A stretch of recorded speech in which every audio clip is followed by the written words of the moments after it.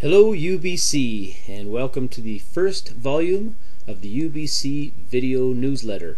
I'll be putting out these little newsletters now and again on video to address certain issues, to keep everybody up to speed on what's going on in the UBC community, and make announcements, things like that.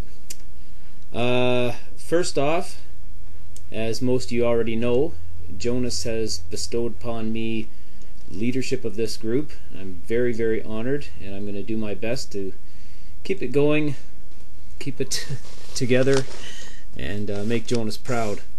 You can do your part. All we ask, not much is going to change. We're just going to try and use a little bit more decorum and civility on the boards. They are subject to public scrutiny. They're not private boards. Anybody can read them in the whole wide world. So we're just going to try and keep things civil on there as best we can. Unlike some forums, threads can't be locked. They can only be removed or certain comments removed. I don't want to have to do that. It might be up to the individual who started the thread to do a little self-moderation on his thread. Same thing goes on a video. If you want to submit a video to UBC, make sure that the comments that are being posted on it are appropriate for UBC boards, UBC group. Jonas agreed to stay on in a kind of a council advisory position. I'm very glad he did. He's a wise person, and I appreciate his input. I've also asked Tom, known as Ian Flair on our UBC group, to be a part of this advisory council. I'll just refer to it as the council or the high council. Ooh, that sounds even better. Just because sometimes there's just decisions that have to be made, and I think it's better when there's more than one mind going into it. But ultimately, the decisions will be mine to make. As well as those council members, Mr. Tom Urso has graciously agreed to stay on as our own UBC safety officer. Thank you very much to you too. Next up, the Muyoshi. I would call it a success. It was a lot of fun. You can see on the videos that great times were had by everybody. It was a tough call financially. Mark put out most of the expense just to keep everything in one folder. We kind of put all the expense on Mark. The t-shirts themselves were close to $1,000.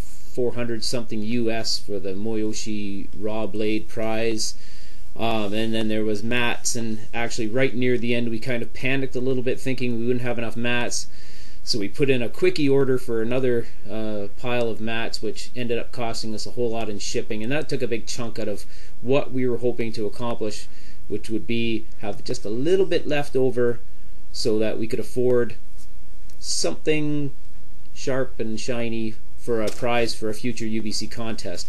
That didn't quite happen. As it turned out, we ended up just a little bit short on expenses for the Muyoshi, and Mark and I just kind of absorbed that little bit of expense at the end, and I'm still quite happy with the way everything turned out. If it wasn't for Jonas buying so many raffle tickets when we had the raffle, we would have been a lot more short. Thanks, Jonas.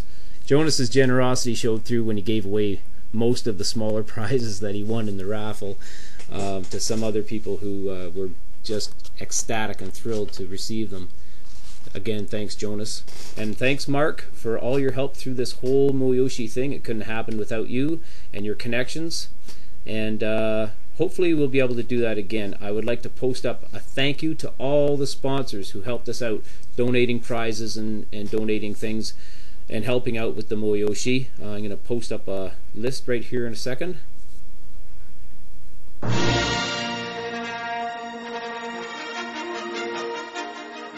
Thank you, everybody. Here's fresh off the press today, Perry Sound newspaper, and right on the front page in living color,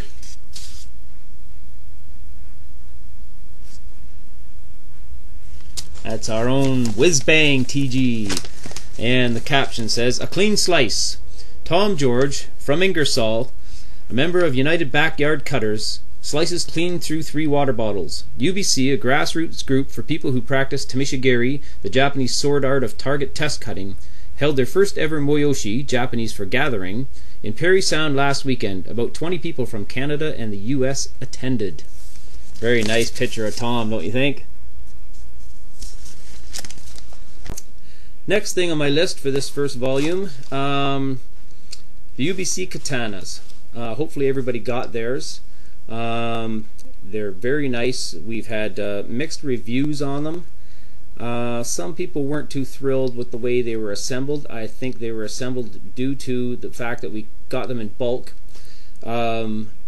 Mark didn't have anything to do with this. Mark's part in this was the fact that he used a few of his connections to actually find somebody who could not only put us together a sword based on our own criteria, but also would make up subas for us. If you've ever tried to look into having subas made up, you'll see that it's very, very expensive to have somebody set up a machine to custom make subas, and that was part of the initial expense of everything. Kenzie agreed to do this for us, Lauren Graves. And for the most part, they're beautiful swords. All of Kenzie's products are amazing. The tight Ito on them, and the blades are great. It looks like when they did this mass quantity of them, they had to take sukas off, rewrap sukas from another blade, of course, and apply the new Suba, the UBC Suba, on them, and then put them all together. And I'm not sure. Not all the subas were matched up, or sorry, all the sukas were matched up to the original swords, and some of them had to be shimmed with a little cardboard shim in there.